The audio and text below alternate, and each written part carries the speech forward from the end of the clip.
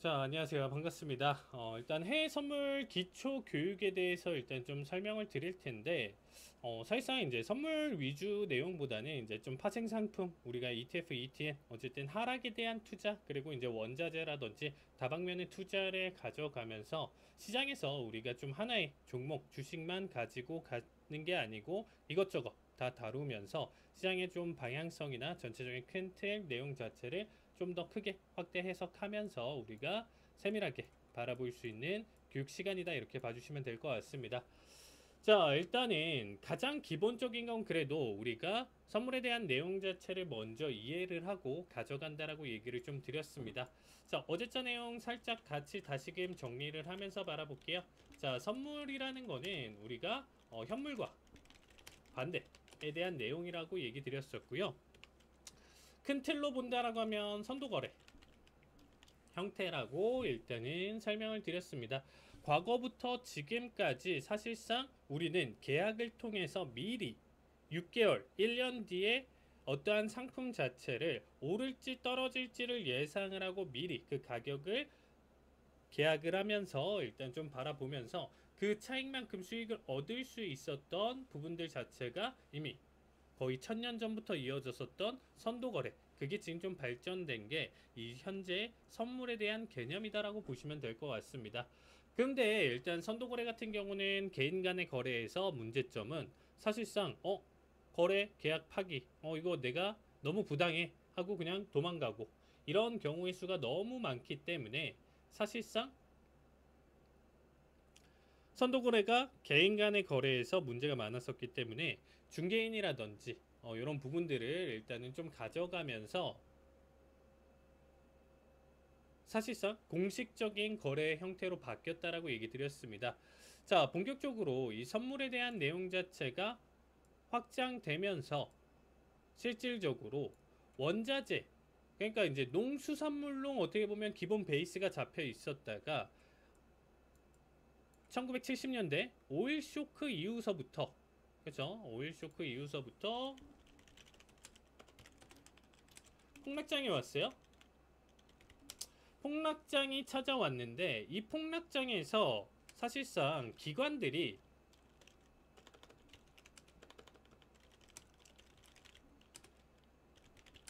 대응이 안 됐어요. 하락이 어마무시하게 펼쳐지는데도 사실상 대응이 되질 않았었다. 폭락장에서 이러한 대응이 안 되다 보니까 기관 입장에서 사실상 많은 양의 보유 종목들을 단숨에 청산을 하고 싶어도 그렇게 될 수가 없는 상황이고요. 어떻게 뭐 포트폴리오를 바꿔도 안 되고 손실은 계속적으로 커져가는 그러한 결과값을 맞이했었는데, 이렇게 그냥 가만히 지켜보면서 손가락만 빨다가 크게 손실이 나는 경우의 수가 만들어지기 때문에 이거 좀 문제가 있다, 이러다가 우리 다 망한다, 이렇게 얘기를 하면서 이때 당시부터 사실상 선물에 대한 개념 자체가 단순히 곡물, 농산물 뭐 이러한 부분에서 지금의 현재 통화라든지 지수라든지 원자재라든지 이런 쪽으로 더 크게 많이 확대가 되면서 사실상 상승과 하락 양방향의 투자가 가능한 이 선물의 본격적인 파생 상품으로서의 내용 자체가 확립이 되었다, 이렇게 보시면 될 것 같습니다. 그래서 사실상 이때 당시에 기관들이 대응이 안 됐다 보니까 해지 수단, 현재 하락에서 어떻게 보면 내 자산을 지킬 수 있는, 지금의 손실을 줄일 수 있는 방식의 해지 수단으로 사용되기 위해서 선물 투자, 선물에 대한 상품들, 이런 부분들이 크게 발전했다라고 보시면 될 것 같아요. 그래서 상품의 다양화, 이런 부분들 자체가 사실상 본격적으로 70년대부터 이어졌다라고 보시면 될 것 같고요. 그 다음에 이제 좀 우리가 여기까지 내용 자체, 선물은 이런 식으로 해지 수단으로 지금 현재 발전되면서 넘어왔구나, 이 정도만 일단 기본적으로 기억을 해주시면 될 것 같고요. 자, 그래서 일단은 좀 우리가 기본적인 내용 자체를 좀 PPT로 일단 좀 준비를 해서 가져왔는데, 자, 일단은 상품별로 일단은 좀 거래소가 다 있어요. 그래서 제가 사용하는 트레이딩 뷰 같은 경우는 지금 보시는 각각의 종목들마다 포함되어 있는 거래소마다 결제를 해야 실시간으로 보실 수가 있어요. 그래서 제가 함부로 사실상 튜뷰는 지금 사실 어떻게 보면 활용도나 내용 자체 써보시면 굉장히 좀 좋지만 달에 계속적으로 고정적으로 나가는 차트만 보는데도 고정적으로 나가는 지출이 사실 무시할 수가 없거든요. 제가 저 역시도 1년에 내는 비용이 거의 한 80만 원 정도 되는 것 같아요. 그래서 개인이 사실상 내가 진짜 투자에 대한 내용 자체를 좀 확실하게 가져가고 튜브를 그만큼 1년에 80만 원 이상의 값어치를 가져가겠다 생각 드시는 분들만 대응을 해서 써보시면 될 것 같고요. 그게 아니다 싶으면 사실상 굳이 무리하지 않는 선에서 우리가 일반적인 증권사 차트를 사용을 하셔도 괜찮습니다. 자, 우리가 뭐 대표적으로 나스닥, S&P, 유로FX 같은 경우는 이제 시카고 상업거래소 CME 대표적으로 이렇게 보시면 될 것 같고요. 오일 골드 같은 경우는 이제 나이맥스 뉴욕 상업거래소에서 이제 좀 거래가 된다라고 보시면 될 것 같습니다. 다음으로 뭐 항생은 홍콩 선물 거래소고요. 뭐 우리나라도 역시 기본적으로 정해져 있죠. 자, 기본적인 용어나 내용 자체도 이번 한 주 같은 경우는 좀 이러한 기본적인 내용을 담아서 일단은 좀 설명을 드린다라고 얘기를 드렸습니다. 자, 계약 우리 선물 같은 경우는 제가 계약을 통해서 선도거래 형태에서 만들어졌기 때문에 사실상 우리는 현물처럼 주식처럼 한 주, 두 주를 사는 개념이 아니고 한 계약 체결, 두 계약 체결 이렇게 가져간다라고 얘기 드렸었죠. 그래서 계약의 단위로 일단 가져가는데 어떻게 보면 간단하게 생각해 본다라고 하면 주식 한 주의 개념이다. 이렇게 봐주시면 될 것 같고요. 틱 같은 경우는 가격 움직임의 최소 단위예요. 그래서 각각의 종목별로 사실상 이 틱의 움직임이 좀 달라요. 어떤 거는 소수점 0.1 아니면 어떤 거는 정수대로 움직이고요. 어떤 거 나스닥 같은 경우는 0.25 단위로 움직이죠. 어떤 거는 소수점 뭐 둘째 자리까지 셋째 자리까지 이렇게 가져가는 종목들이 있다 보니까 얘 최소 단위 움직임 자체는 일단은 체크를 해야 되는구나. 얘네가 한 칸이 어떻게 움직이는지 일단은 바라봐야 되겠구나. 기억을 해야 되겠구나. 이게 틱이다라고 보시면 될 것 같아요. 그래서 한 틱 차, 두 틱 차, 뭐 이렇게 얘기를 하는 거 이런 부분들이 이 틱에서 나왔다라고 보시면 될 것 같습니다. 그러니까 이제 뭐 포지션 같은 경우는 일단 당연히 기본적으로 우리가 양방향 투자에서 일단은 가져가기 때문에 매수, 매수 포지션이냐 매도 포지션이냐 항상 우리가 기본적으로 주식으로 판단을 해본다라고 하면 주식 같은 경우는 포지션 자체가 매수 포지션 어떻게 보면 좀 한방향성으로 정해져 있죠. 근데 이 선물 같은 경우는 매도 포지션 내가 하락에도 수익을 낼 수 있는 거 하락했을 경우에 그만큼 틱의 움직임에 따른 가격의 수익을 가져갈 수 있기 때문에 포지션 자체는 사실상 내가 어떤 위치에 있는지 사실상 알고 계셔야 되고 이렇게 양방향으로 투자가 가능하다고 보시면 될 것 같습니다. 그리고 이제 우리는 보통 이제 한 주, 두 주 산다의 개념보다는 진입, 청산 이렇게 좀 표현을 할 거예요. 그래서 어떻게 보면 나스닥 뭐 12,000, 13,000 자리가 포지션에서 진입 그리고 13,500에서 청산 뭐 이렇게 판단하시면 될 것 같아요. 사고 파는 거에 대한 내용 자체가 여기서 나눠진다라고 보시면 될 것 같습니다. 그리고 익절 같은 경우는 목표 청산을 해서 수익을 본 경우를 우리가 익절이라고 표현을 하고요. 그 다음에 손절 같은 경우는 내가 걸어놓은 손실에 대한 상한선 내용 자체 터치를 했을 경우에 마이너스 얼마가 난다라고 했을 경우에 만들어지는 게 손절이라고 하고요. 특히나 사실상 이제 좀 처음 오신 분들이 좀 많이 처음 저랑 같이 하신 분들이 좀 많이 헷갈리시는 게 본절이에요. 본절 같은 경우는 뭔가요? 라고 하시는데 익절은 수익이고요. 손절은 손실이죠. 본절은 내가 진입했었던 포지션에서 청산하는 게 본절입니다. 그래서 본절 대응을 굉장히 좀 많이 할 거예요. 그래서 이 부분 그러니까 내가 진입했던 게 13,000짜리다. 근데 뭐 위든 아래든 튈 수는 있겠죠, 당연히. 13,000 기준으로 13,000 뭐 10이나 20까지 올랐다가도 뭐 다시금 되돌아올 수도 있고 뭐 하락했다가 다시금 올라올 수도 있고 진입 포지션에 따라서 어떤 특정 경우의 수는 이제는 본절을 좀 달아놓고 좀 안정적으로 바라보자. 이런 자리에서 일단 좀 본절을 좀 많이 사용을 한다. 이렇게 보시면 될 것 같습니다. 자, 그래서 본절은 많이 쓰다 보니까 익절, 손절, 본절 기본적인 용어 내용 자체는 좀 아시면 좋을 것 같고요. 자, 다음에 이제 좀 상품에 대해서 이제 좀 간단하게 좀 설명을 드리면요. 자, 나스닥 그리고 S&P, 항생, 오일, 금, 유로 이런 게 이제 좀 우리가 대표적으로 이 시장에서 진입하는 사용되는 종목이라고 보시면 될 것 같습니다. 뭐 그 외에 뭐 천연가스도 많이 하고요. 그 다음에 이제 대두 같은 거, 옥수수 같은 것도 하시는 분들도 계시고요. 돈육 같은 것도 이제 하시는 분들 좀 계시는데 사실상 좀 메이저로 가져가는 이유가 뭐냐면 그만큼 사람들이 투자를 많이 하기 때문에 거래량이 활발하고 그만큼 변동성이 강하기 때문에 데이 트레이딩 관점에서로 본다라고 하면 사실상 요 대표 종목 위주로 일단 좀 대응을 하시는 게 좋아요. 왜냐면 나머지 같은 경우는 이제 곡물이나 이런 부분들 자체는 좀 장기적인 투자에 대한 관점에서로 넘어가기 때문에 사실상 뭐 단타성인 데이 트레이딩 관점, 스캘핑 이런 부분에서 판단하기에는 좀 많이 아쉽다라고 보시면 될 것 같습니다. 자, 어제자도 간단하게 좀 설명은 드리긴 했었지만 일단 코드 번호가 각각의 존재를 하는데 내가 주로 대응하는 것들은 좀 외워두시면 좋다라고 했었죠. 뭐 나스닥 NQ 같은 거, 항생 같은 거 HIS 같은 경우, 그리고 항생 같은 경우는 HSI 아닌가요? 이거 좀 오타가 난 것 같은데. 자, 그 다음에 이제 오일 같은 경우는 CL, 그리고 이제 금 같은 경우는 GC 이렇게 봐주시면 되겠습니다. 자, 그리고 이제 거래 시간 같은 경우는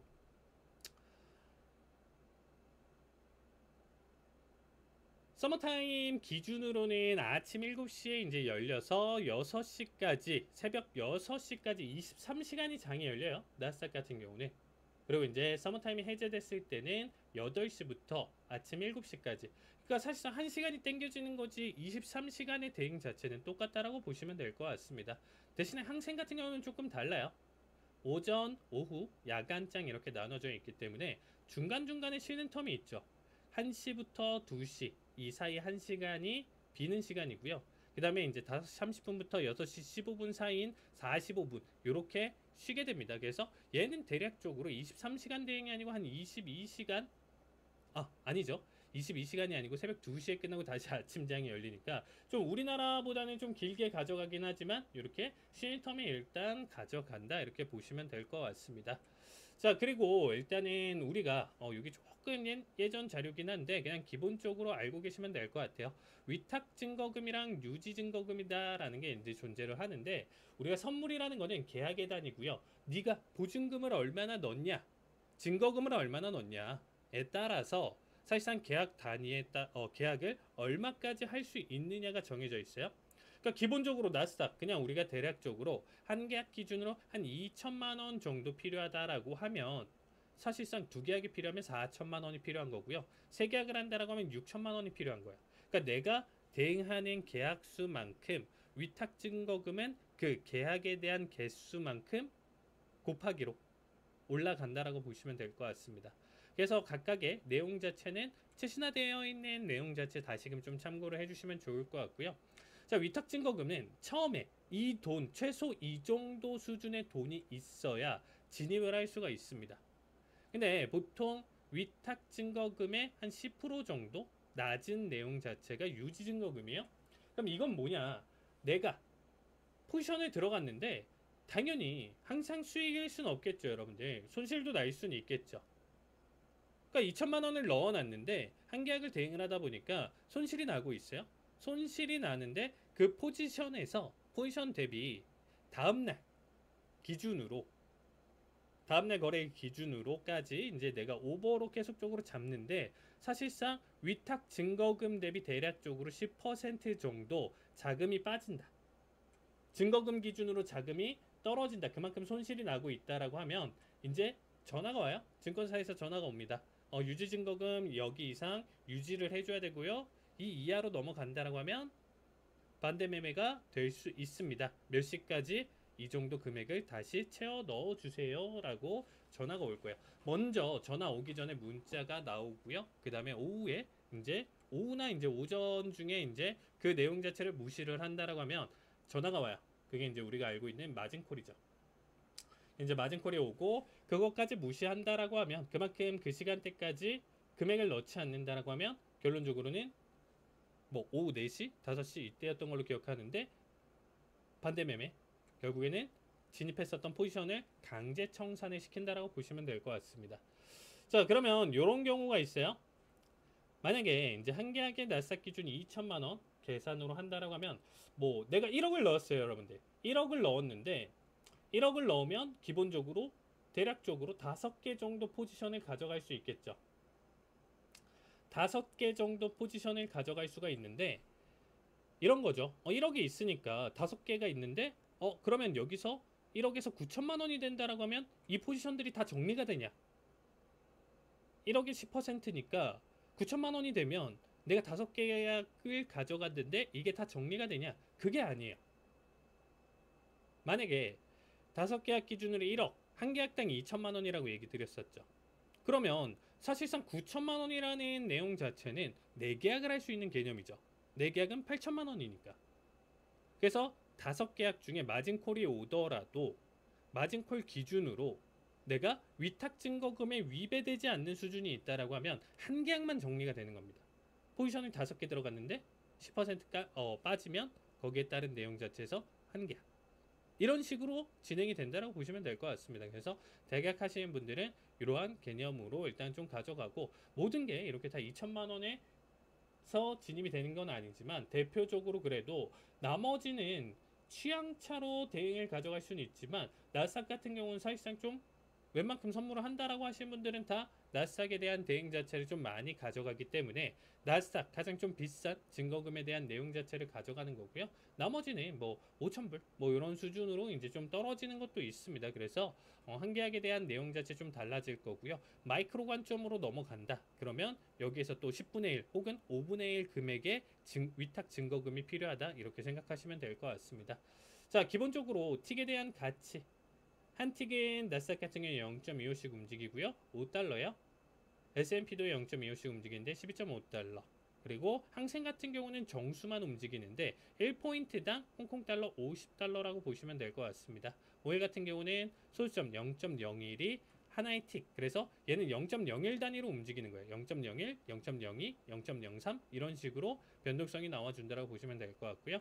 자, 소수점 첫째 자리까지 있는 거 금. 골드 같은 경우도 10달러 이렇게 나와준다라고 보시면 될 것 같습니다. 자, 그 다음에 이제 우리가 이 선물 같은 경우는 기본적으로 계약에 대한 내용 자체라고 얘기 드렸었죠. 그럼 계약이라는 거는 우리가 언제까지 돈을 지불을 하겠다 이렇게 정해져 있는 게 계약이다라는 거예요. 그래서 계약에 대한 개념이기 때문에 만기일이 존재를 한다. 각각의 종목별로 상품별로 만기일이 존재를 하기 때문에 내가 대응하는 종목 자체 특히나 이제 오버 관점으로 많이 끌고 가시는 분들 같은 경우는 만기일 체크를 굉장히 좀 잘 하셔야 돼요. 만기일 부근이나 이렇게 됐었을 때는 매매 자체가 꼬여버릴 수 있기 때문에 미리 롤 오버를 한다던가 이렇게 이제 작업을 하셔야 되기 때문에 포지션에 대한 대응 자체에서 만기일 체크 선물 기준으로는 굉장히 좀 중요하다라고 보시면 될 것 같습니다. 기본적으로 이제 좀 이렇게 각각의 근원을 기준으로 해서 이제 좀 체크가 되는 건데 뒤로 갈수록 뭐 사실상 지금이 7월 달인데 9월물, 12월물 이런 것도 사실 거래가 돼요, 여러분들. 거래가 되는데 문제는 뭐냐면 근월물 대비 거래량이 떨어져서 사실상 1대1 간의 체결 얘기 드렸었던 것처럼 호가 공백도 심할 수도 있고요. 거래량이 부족한 만큼 내 포지션에 대한 정리나 내용 자체가 애매하게 넘어갈 수 있습니다. 시장가 청산이나 이렇게 본다라고 하면 사실상 슬리피지나 이런 부분들까지도 많이 발생할 수 있기 때문에 사실상 단기적인 대응, 사고 파는 내용 자체를 많이 한다라고 하면 우리는 보통 가장 가까이 있는 근월물을 대응을 한다 이렇게 보시면 될 것 같습니다. 자, 방금도 좀 설명드렸었지만 틱 같은 경우는 가격 움직임의 최소한의 변동폭이라고 얘기 드렸고요. 틱 가치는 그 변동폭만큼 0.1이든 0.01이든 한 칸씩 움직일 때마다 얼마냐 절대값으로 정해져 있다고 보시면 될 것 같아요. 그래서 주식이랑 좀 다르죠. 뭐가 다르냐면 주식 같은 경우는 내가 뭐 5만 원만 투자를 할 수 있고요. 어떤 종목에 100만 원만 투자를 할 수 있고요. 누군가는 1억을 투자하고 누군가는 10억, 100억을 그 한 종목에 투자를 할 수가 있겠죠. 그래서 사실상 퍼센트에 대한 변동성은 다 느끼지만서도 개인별로 가져가는 그 퍼센트만큼의 수익은 천차만별로 차이가 있을 수가 있습니다. 누구는 1% 먹었는데 5만 원이고요. 누구는 1% 가져갔는데 5천만 원인 사람도 있는 거야. 같은 종목을 기준으로. 이게 주식이죠. 내 시드머니에 대한 차이로 발생할 수 있는 부분인데, 선물 같은 경우는 계약 단위 기준으로 10억을 가지고 있는 사람이 한 계약을 하던 2천만 원 정도 수준에서 한 계약을 가져가던, 사실상 변동성에 대한 내용 자체 절대값으로 정해져 있기 때문에 수익이나 손실에 대한 부분 자체가 똑같다라고 보시면 될 것 같습니다. 자, 그리고 요 내용 자체는 지금 일단 좀 아까 좀 설명드렸고요. 그 다음에 이제 좀 간단하게 우리가 시장가 주문이 있고요, 지정가 주문이 있고요, 그 다음에 이제 MIT, 스탑로스 이런 부분들이 이제 같이 나와주고 있는데, 사실상 보통 제가 지정가도 잘 안 쓰고요, 시장가도 잘 안 써요. 일단은 손실 제한 주문, MIT 이런 거를 좀 많이 사용을 한다라고 보시면 될 것 같습니다. 그래서 이런 걸 사용을 해서 일단은 매매를 가져가고, 이런 부분들은 사실상 제가 교육 내용 자체에서 이제 좀 올려놓은 게 있기 때문에 그 부분에서 좀 참고를 해주시면 좋을 것 같고요. 자, 주식보다 선물의 장점에 대해서 일단 좀 우리가 그래도 간단하게 설명을 드리면, 자, 선물 같은 경우는 하락장에서도 수익이 낼 수 있다. 수익이 날 수 있다. 이 부분은 주식 같은 경우는 상승만 바라봐야 되기 때문에 어떻게 보면 하락에 대한 구간 자체가 좀 강하다 싶으면 당연히 청산을 하고 지켜보다가 다시금 상승으로 넘어가는 타이밍까지 기다린 다음에 그 다음에 매매를 해서 가져가지만, 사실 이 부분 자체도 좀 꼬일 수가 있겠죠. 근데 선물 같은 경우는 하락을 하면 하락하는 대로, 상승을 하면 상승을 하는 대로 수익 실현을 가져갈 수가 있는 거고요. 레버리지 효과, 어제도 좀 설명드렸었던 내용 중에 하나인데, 증거금 2천만 원만 낸다라고 하면 3억, 4억 수준의 금액으로 불려줄게. 그걸로 너가 대응을 한번 시장에 해봐. 이렇게 주는 거예요. 그러니까 이제 갑작스럽게 내가 대응을 할 수 있는 내용 자체가 훨씬 더 커지는 거죠. 나는 2천만 원밖에 없지만 4억 수준으로 불려서 가져가기 때문에, 이게 사실 2천만 원 수준이면 제가 1% 변동성에서 20만 원 수준이지만, 사실상 나스닥 1% 수준에서는 어떻게 보면 가치로 판단해 봤을 때 한 500만 원 수준이라고 얘기를 드렸었죠. 그러니까 뭐 대략적으로 뭐 10배, 20배 이상의 어떻게 보면 레버리지 효과를 낼 수 있다라는 장점이 있습니다. 적은 금액으로 큰 금액 효과를 낼 수 있는 게 레버리지라고 보시면 될 것 같아요. 영어 표현으로는 이 내용 자체 직역을 한다라고 하면 지렛대의 효과고, 이 지렛대가 이 증권, 금융 쪽으로 넘어왔을 때는 이러한 증거금에 대한 내용 자체를 펌핑해서 큰 수익을 가져갈 수 있는 효과라고 보시면 될 것 같습니다. 그만큼 양날의 칼이죠. 제가 좀 사실상 설명을 장점이다라고 표현을 했었지만, 그만큼 하락에도 수익이 날 수 있다라는 것은 하락이다라고 생각했었는데 상승일 경우에는 오히려 손실이 발생할 수 있는 부분도 만들어질 수 있고요. 내가 당연히 레버리지를 크게 가져간 만큼 내 증거금은 작은데 변동성에서 당하면서 크게 손실도 가져갈 수 있고, 내 시드 대비, 내 자산 대비 사실상 버틸 수 없는 수준의 변동성이 나올 수 있기 때문에, 이거는 굉장히 사실상 좋은 내용이긴 하지만 효과 내용으로는 내가 돈이 없어서 이만한 대응 자체를 못한다가 아니기 때문에 굉장히 좀 좋은 기회를 주는 거지만, 그거 역시 양날의 칼이 될 수 있다, 이렇게 생각하시면 될 것 같습니다. 그래도 일단은 우리가 자유로운 23시간 거래를 가져가기 때문에 전 세계 투자자들이 또 참여를 하고, 그만큼 시장 자체가 오랫동안 유지된다라는 게 굉장히 큰 장점인 것 같아요. 그래서 뭐 꼭 우리가 이제 출퇴근 시간에 이제 놓여져 있고 업무 시간에 놓여져 있는 국내 시장 한에서 바라보는 거는 눈치 보면서 가져갈 수 있지만, 이러한 선물 같은 경우는 내가 퇴근을 하고 저녁 시간대, 여유 시간대도 계속적으로 좀 바라볼 수 있기 때문에, 이런 부분들은 그래도 확실히 우리가 장점으로 생각해 볼 수 있다라고 보시면 될 것 같습니다. 그리고 이제 투명한 매매 환경도 저도 맞다라고 생각해요. 자, 왜냐면 사실상 어떤 하나의 세력이 장난치를 칠 수 있는 부분은 아니죠. 이 선물 투자라는 것 자체는 사실상 우리나라 국내 주식 같은 경우는 뭐 작전주, 뭐 이렇게 시총 작은 것들은 정말 금액을 크게 가져가면서 단기간에 변동성을 크게 보여줄 수 있는 반면, 선물 같은 경우는 그러기가 쉽지 않죠. 정말 뭐 국내에서 자본 크게 움직인다 한다라고 하더라도 사실 해외 선물 나스닥 기준으로 단기간에 뭐 몇 퍼센트를 움직일 수 있는 우리나라 세력은 존재하지는 않을 겁니다. 그만큼 리스크도 크게 발생할 수 있기 때문에 함부로 그러한 투자를 가져가지는 않을 거고요. 그래서 어느 정도 투명한 매매 환경이 잡혀 있다 이렇게 보시면 될 것 같습니다. 그리고 이제 또 가장 큰 장점 중에 하나는 아까도 좀 설명드렸다시피 어떻게 보면 절대값이라는 표현을 좀 드렸어요. 절대값을 가져가면서 바라보기 때문에 주식 같은 경우는 손실이 10% 난다라고 하면 오히려 그 손실을 복구를 하려면 그 지금 떨어진 가격 대비 11.1%가 올라야 돼요. 만약 그 내용 자체 점점점 더 커져서 내 원금 대비 만원짜리가 50% 하락이 된다라고 하면 5천원이 되는 거고, 이 5천원을 만원으로 다시금 복구시키려면 당연히 100% 수익이 나야 된다라는 거. 그러니까 뭐 손익비나 내용 자체가 맞지 않다라고 표현을 하죠. 주식 같은 경우. 선물 같은 경우는 각각의 틱에 대한 절대값이 정해져 있기 때문에 손실범만큼 수익률 자체가 다 일정하게 나와준다. 이렇게 나와주고는 있지만 사실상 뭐 비교를 해본다라고 하면 또 비슷해요, 여러분들. 그러니까 그만한 위치나 내용 자체까지 도달을 한다. 절대값의 개념이기 때문에 얘 역시도 그 개념은 사실상 표면적으로 나와져 있는 내용은 이렇게 나와주지만 어떻게 보면 세세하게 비교해본다라고 하면 큰 차이는 없다라고 보시면 될 것 같습니다.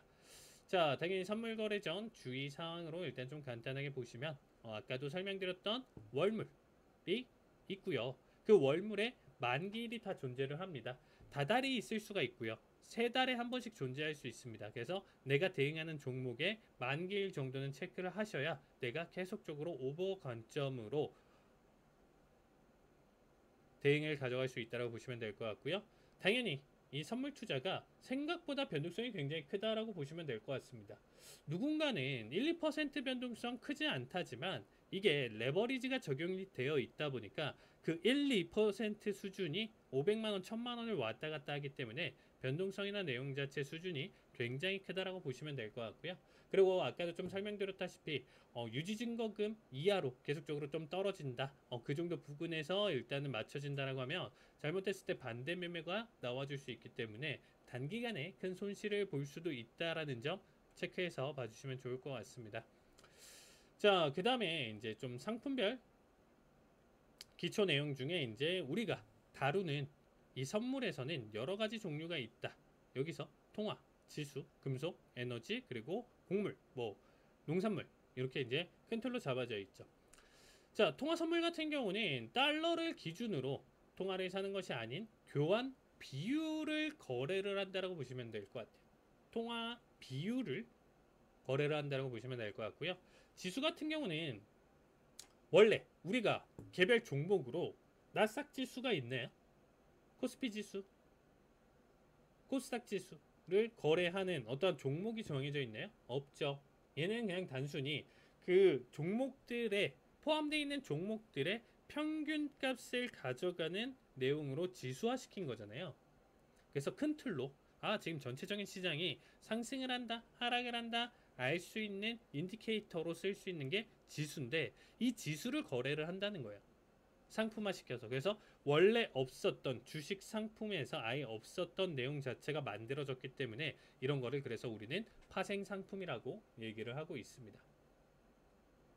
자, 금속 선물 중에서는 뭐 우리가 팔라듐이나 뭐 니켈이나 뭐 이런 대표적인 여러 가지 산업 원자재 같은 것도 포함이 되어 있지만 우리가 대표적으로 알 수 있는 거는 금, 은 같은 게 포함이 되겠죠.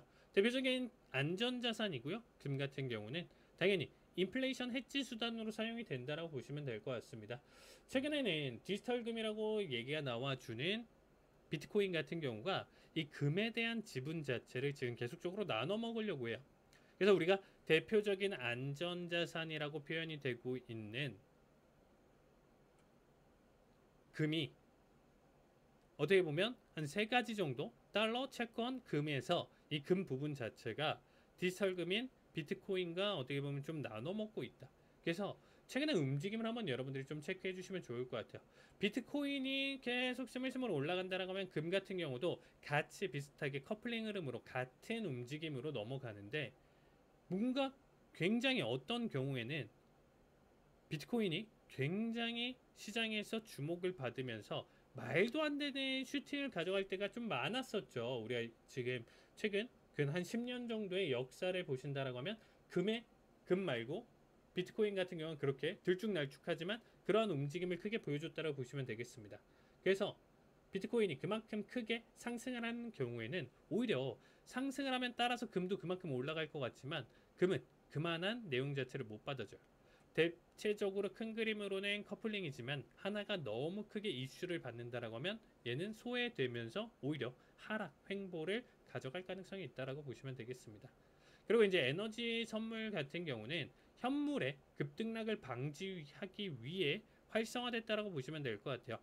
특히나 뭐 오일 같은 경우는 이슈나 내용 자체에서 우리가 코로나 때 뭐 마이너스 유가까지 갔었던 거 보셨던 분들 계실 거예요.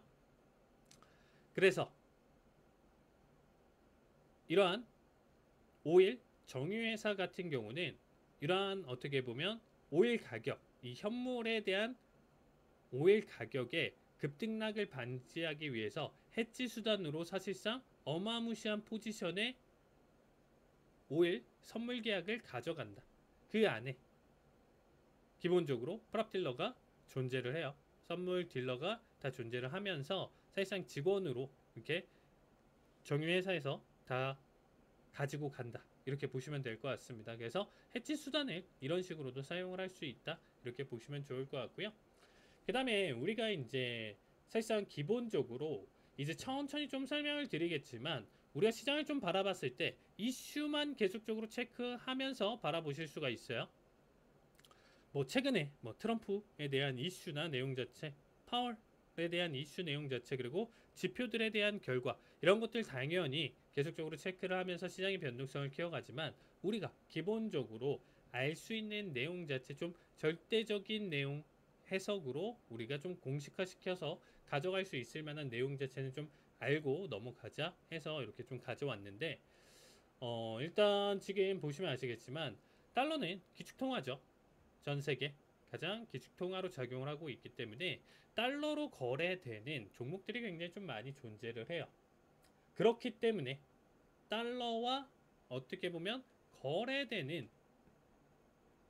종목들 같은 경우는 기본적으로 달러의 가치에 따라서 현재 달러의 가치에 따라서 이 나머지 원자재들 뭐 통화 같은 경우가 사실상 영향을 크게 받고요. 얘네는 디커플링 흐름을 가져가요. 달러가 강할수록 오히려 하락을 하는 결과들을 보여준다. 달러가 가치가 떨어지면 되려 상승하는 결과값들을 보여준다고 보시면 될 것 같고요. 달러의 가치, 내용 자체가 상승할수록 그만큼 이 달러를 통화로 쓰고 있는 미국 시장에 대한 내용 자체, 강점, 지금 현재 경기가 좋다, 내용 자체, 시장이 괜찮다, 나라가 괜찮다 이런 부분들을 대변을 하기 때문에 지수 같은 경우는 사실상 같은 동반 상승을 하는 게 일반적이다라고 보시면 될 것 같아요. 그래서 달러에 따라서도 사실상 상승과 하락에 대한 내용 자체가 기본적으로 정해져 있다고 보시면 될 것 같고요. 그 다음에 우리가 단순히 달러로만 그렇게 움직인다라고 하면 얘네에 대한 내용 자체를 달러의 움직임 해석으로만 해석을 했었을 때 다 똑같이 움직여야 되죠. 근데 그건 아니죠. 100% 똑같을 수는 없어요. 누구는 달러에 반응하는 게 조금이고요. 어떤 거는 굉장히 크게 반응을 할 수가 있는 거예요. 그 부분에 대한 차이는 지정학적 리스크들이 각각 존재를 하기 때문에 이렇게 만들어진다라고 보시면 될 것 같습니다. 그래서 이제 각각의 우리가 좀 지정학적 리스크로 좀 판단할 수 있는 내용 자체로 본다라고 하면요. 오일 같은 경우는 여러분들도 아시겠지만 매주 발표되는 원유 재고량에 따른 내용 자체로 사실상 시장의 변동성을 좀 가져갈 수가 있겠죠. 월 단위 기준으로 발표되는 원유 재고량에 따라서 사실상 등락을 좀 보여줄 수 있어요. 왜냐하면 오일 같은 경우는 당연히 우리가 수요 공급 기준으로 원유 재고량 자체 공급 자체가 그만큼 많이 떨어질 수 있다는 것은 가격을 상승시킬 수 있는 요인이고요. 공급이 과잉이다라고 하면 가격을 떨어뜨릴 수 있는 요인이 될 수 있어요. 그리고 이런 부분들 자체가 사실상 연결될 수 있는 부분인데 오펙 플러스에서 산유량 정책 이번에 계속적으로 뭐 동결을 하겠다. 사실 더 많이 생산을 하겠다. 축소를 하겠다. 이런 부분들을 얘네가 계속적으로 가져가죠. 이익 집단이다 보니까 어떻게든 오일 가격을 높게 팔려는 움직임을 계속 가져가고 있기 때문에 사실상 어떠한 특정 내용 자체 거품 불면서 갑자기 시장에 나오면서 얘기를 한다라고 하면 단기적으로 아니면 추세적으로 오일 가격의 상승을 이끌 가능성이 있다라고 보시면 될 것 같습니다. 그 외에 지정학적 요인 자체는 이전에 제가 이제 요거 같은 경우 몇 년 전에부터 이제 좀 가져갔었는데 최근에는 전쟁에 대한 리스크가 좀 많이 있다 보니까 여러분들 어떻게 보면 이 지정학적 요인에 대한 내용 자체가 좀 강하게 다가올 수가 있겠죠.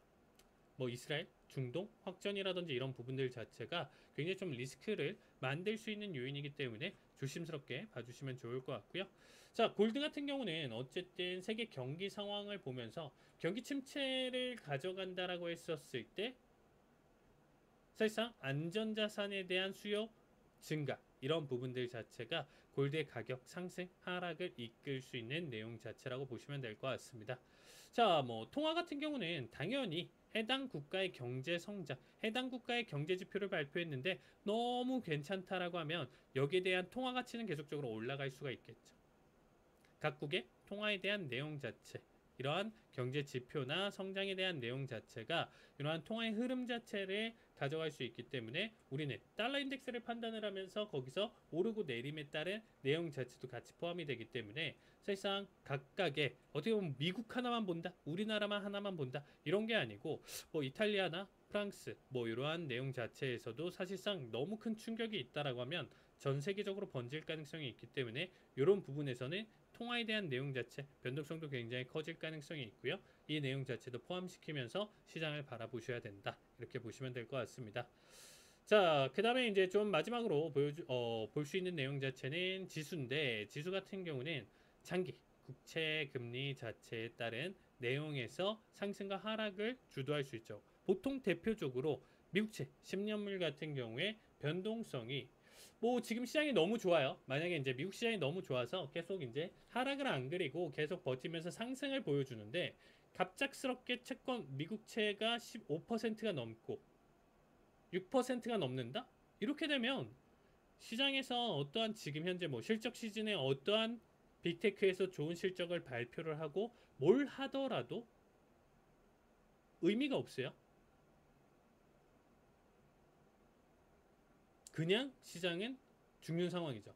그러니까 뭐 사실 이건 좀 극단적인 표현인데 미리 시그널이나 내용 자체는 충분히 나와줄 수 있는 부분이고요. 그만큼 채권금리나 내용 자체가 변동성에 따라서 지수의 큰 흐름을 좌지우지할 수 있기 때문에 이런 부분들은 우리가 지수 변동성에서 체크를 해봐야 되고요. 해당 지수의 주도주의 움직임. 우리나라 같은 경우는 뭐 아무리 뭐 시장이 누른다라고 하더라도 삼성전자, SK하이닉스, 뭐 동반 대형주들 상승을 크게 보여준다라고 하면 지수는 결국에는 양전을 하면서 혹은 상승을 크게 가져가는 결과값을 만들어주죠. 나스닥 같은 경우, 미국 같은 경우는 지금 우리가 매그니피션트 7이라는 종목들이 주도를 하고 있고요. 최근에 조정 장세가 컸었던 이유 자체는 이러한 빅테크 종목들의 하락이 단기적인 조정이 강했었기 때문에 지수 낙폭이 예상할 수 있었던 수준보다도 더 크게 가져갔었다고 보시면 될 것 같습니다. 자, 그 다음에 이제 해당 지수에 아까도 좀 설명드렸다시피 통화의 가치가 높으면 그만큼 지수 상승의 요인이 될 수 있기 때문에 이 통화의 가치 내용 자체는 바로 세 번째에서 설명드렸었던 경제 성장, 경제 지표 발표 이런 부분들 통화 정책이라든지 금리의 변동 이런 모든 것들을 포함시키는 내용 중에 하나다라고 보시면 될 것 같습니다. 그리고 이제 국가 정책에 대한 발표에 따라서도 지수의 변동성을 굉장히 크게 키워갈 수 있기 때문에 이번에 대선이 있는 올해 같은 경우는 계속적으로 빅 이벤트들이 계속 놓여져 있기 때문에 변동성을 크게 키워갈 가능성이 높다라고 보시면 될 것 같습니다. 자, 그러면 우리가 상품별 이제 상관관계 내용 자체로 일단은 좀 판단해서 본다라고 하면요. 기본적으로 구리랑 나스닥, 구리 무슨 상관이냐 이렇게 좀 생각하실 수 있는데 구리 같은 경우는 우리가 좀 판단을 해봤을 때 뭔가요? 현재 경기가 좋다 나쁘다를 판단할 수가 있는 거야. 구리 수요가 증가를 한다. 그만큼 기본적인 산업의 가장 초기에 놓여져 있는 기본적인 생산 라인에서 구리 수요가 굉장히 폭증을 한다라는 것은 산업에 대한 내용 자체, 경기 성장에 대한 내용 자체가 굉장히 좋게 판단을 할 수 있고요. 그 부분에 따른 내용 자체가 나스닥에서 바로 100% 커플링으로 이어진다고 보시면 안 돼요. 지금 당장의 내용 자체가 반영되진 않지만 어떻게 보면 좀 선반영에 대한 개념도 같이 놓여져 있다. 얘가 이만큼 상승하면 적어도 몇 달 뒤에 대한 내용 자체에서 지수를 끌어올릴 수 있는 결과값 내용 해석으로 봐주시면 될 것 같고요. 그 다음에 우리가 달러 인덱스에 대한 내용 자체 가장 큰 디커플링이다라고 표현할 수 있는 게 유로 FX라고 했어요. 달러 인덱스는 주요 6개국 대비 달러의 가치를 표현을 하는 거예요. 최근 들어서 제가 교육 시간에 굉장히 좀 많이 설명드렸었던 내용 중에 하나인데요. 달러 인덱스 같은 경우는 사실상 주요 6개국 대비 달러의 가치야. 그러면 나머지 국가들 대비 지금 현재 미국이 좋다라고 하면 달러 인덱스는 상승을 보여주겠죠. 만약 미국도 안 좋아요. 미국도 안 좋은데 나머지 유럽 쪽에 특정 국가들이 너무 안 좋다라고 하면 미국도 안 좋지만 오히려 달러 인덱스의 수치 자체는 지속적으로 상승을 보여줄 수도 있다라는 겁니다. 근데 주요 6개국 대비 달러의 가치인데 그 주요 6개국 대비 가장 큰 거의 절반가량의 비중을 차지하는 게 유로예요. 유로가 절반 정도 비중을 차지하다 보니까 이 유로 FX랑 달러 인덱스는 사실상 가장 우리가 커플링, 디커플링을 설명했었을 때 가장 정직하게 맞아 떨어져요. 실시간으로도 달러가 상승하는 만큼 유로 FX는 하락하고 달러가 하락하는 만큼 유로 FX가 상승을 하다 보니까 이 달러에 대한 움직임이나 내용 해석을 좀 공부를 많이 하셨던 분들이 유로에 대한 투자를 예전부터 굉장히 좀 많이 가져갔었습니다. 그래서 오히려 이런 분석 내용 자체 잘 가져가신 분들이 수익도 잘 가져가는 것 같고요. 그래서 이런 내용 자체도 이런 게 있기 때문에 나의 투자에 대한 내용 자체에서 지수뿐만 아니라 이렇게 통화에 대한 개념을 챙기면서 유로 쪽에서도 한번 투자를 해보자 이렇게 생각하시면 될 것 같습니다. 자, 채권금리에 대한 내용 자체와 더불어서 나스닥의 상관관계인데 설명을 드렸다시피 채권금리가 어마무시하게 올라와 버리면 결국에는 나스닥은 하락할 수밖에 없다라는 거예요. 그리고 채권금리가 떨어진다라고 하면 거기에 맞춰서 지수는 올라갈 수 있고요. 그래서 우리는 대개 일반적으로 디커플링에 대한 흐름인데 지금의 우리가 미국채 10년물 기준으로 본다라고 하면 저는 한 4.7 이상을 안착한다라고 하면 시장은 묻지마 하락을 보여줄 수 있습니다. 근데 4.5, 뭐 4.4, 4.6 여기를 좀 왔다 갔다 하면서 다시금 4 초반 4.5 중반 이렇게 왔다 갔다 하는 결과값이면 현재 상황에서는 그렇게까지 완벽한 디커플링에 대한 내용 자체를 담아두기 좀 힘들고요. 4.7 이상으로 넘어갔을 때는 확실한 좀 디커플링에 대한 흐름 자체를 받아줄 수 있다. 이렇게 체크를 해주시면 될 것 같습니다. 자, 일단 뭐 마지막으로 일단은 달러 인덱스랑 골드인데 제가 말씀드렸다시피 달러 인덱스에 대한 상승이 얘에 대한 통화를 기준으로 가져가는 골드, 오일, 산업 원자재들이 사실상 디커플링이 될 수밖에 없어요. 근데 가장 지정학적 리스크를 적게 받는 게 골드다 보니까 그나마 나머지들 대비 달러 인덱스와의 상관관계에서 디커플링 흐름 자체를 조금 더 크게 보여준다라고 보시면 될 것 같습니다. 그래서 골드의 흐름이나 우리가 오일의 흐름, 나스닥의 흐름 이런 부분들 자체가 사실상 어떠한 하나의 내용 자체로 판단되는 게 아니고 이렇게 여러 가지 복합적인 내용들이 얽히고 설켜서 지수의 움직임 변동성을 좌지우지한다라고 보시면 될 것 같습니다. 그래서 기본적인 지금 현재 선물에 대한 내용 자체 오늘 교육은 여기까지 가져가도록 하겠습니다. 수고하셨습니다, 여러분들. 감사합니다.